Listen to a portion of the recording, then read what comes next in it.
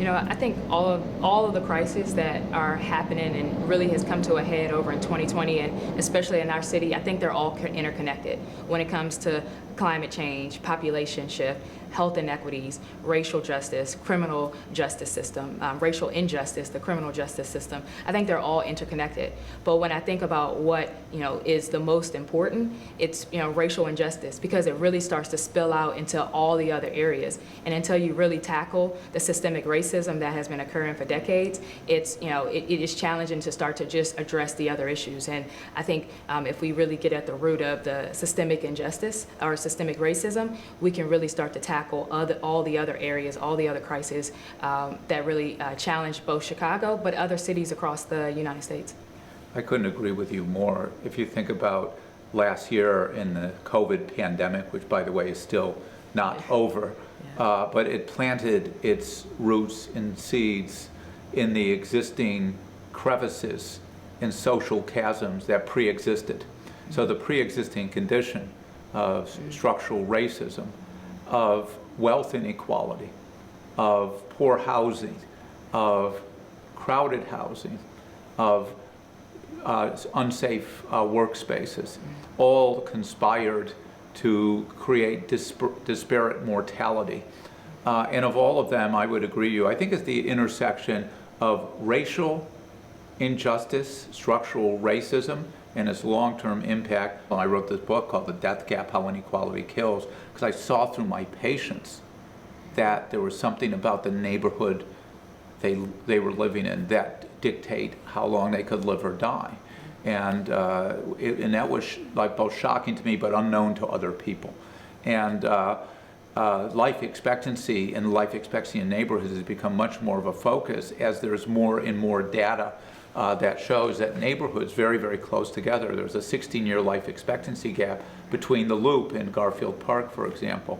We think about how can ETOD really support closing the life expectancy gap. It's about bringing in investments. It's about bringing in development that really gets at some of the root causes. Yeah, as a doctor and even as a healthcare organization, if something goes wrong, you have to do a root cause analysis. What's the root cause of why someone got sick or why someone got harmed?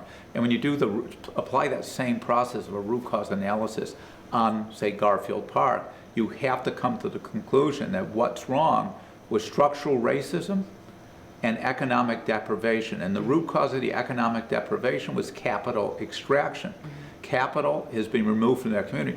And there's a lot of capital in that community, don't get me wrong. But what would happen if we put capital back?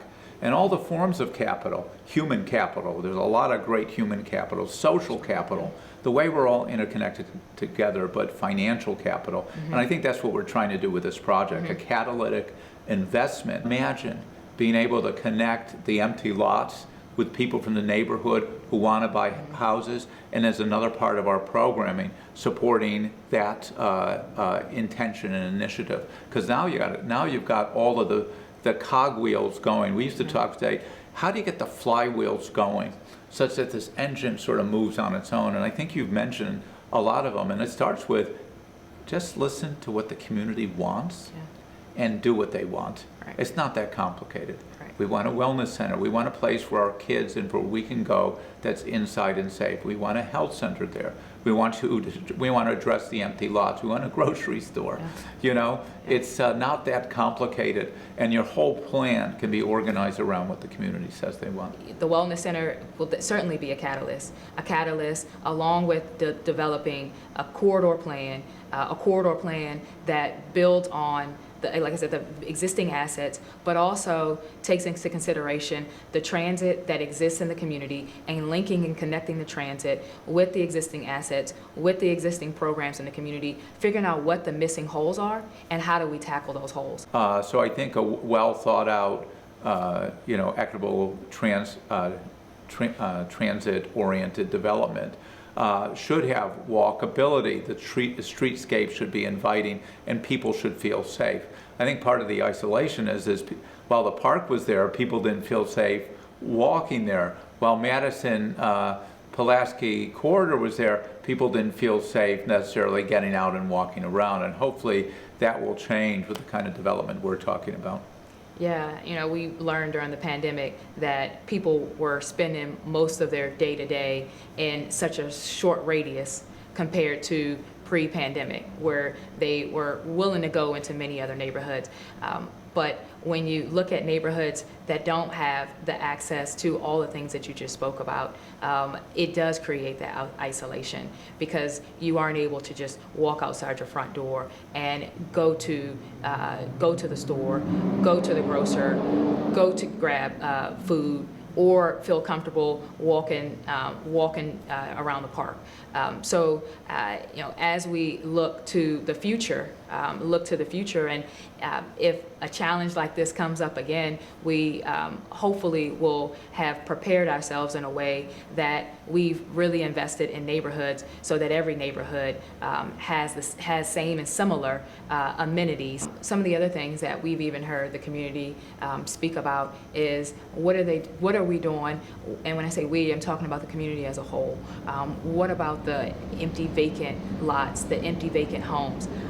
Really, residents are saying, I live next door to a home that's boarded up. How do we start to address that? How do we provide that housing for a low cost to someone who wants to move in, wants to reside there? You start to turn vacant lots into thriving lots. You start to turn abandoned buildings into occupied homes.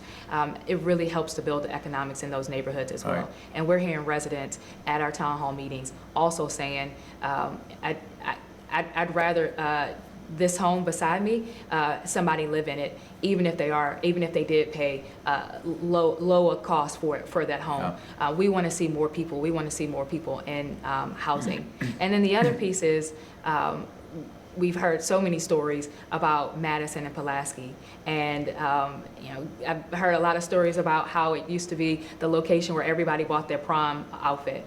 And this just sort of nostalgia that I hear people speak about, of just reminiscing on the past of Madison and Pulaski, and the enthusiasm to get that corridor back, those two corridors back to the thriving core that it used to be, and thriving corridors that it used to be. It's really there are two important commercial corridors in the neighborhood. The idea that you've got these the L tracks, really, that people can come in and come out of that community, and the bus routes along Madison and Pulaski. I mean, these are it's almost like ideally located, and it's a pre-existing shopping district. So I think, equitable-oriented development and transport-related development allows you to build on sort of the fact that they are these assets, but they've been disconnected. Right. I think, that, as well as really building strong ETOD, will help spur other investment in the sort of second tier of a neighborhood. Right. And it'll really bring stronger economics to those neighborhoods. And when somebody has been owning a home for 20 years and there's not been strong investment in the neighborhood, and then all of a sudden there is transit-oriented development investment, their home value starts to change. They really create equity in their homes. You think about neighborhoods that, the disparity between neighborhoods, black and white, and the increase in home value, and the ability to take out to refinance and then build something else, or not even just that, pay for your kid to go to college.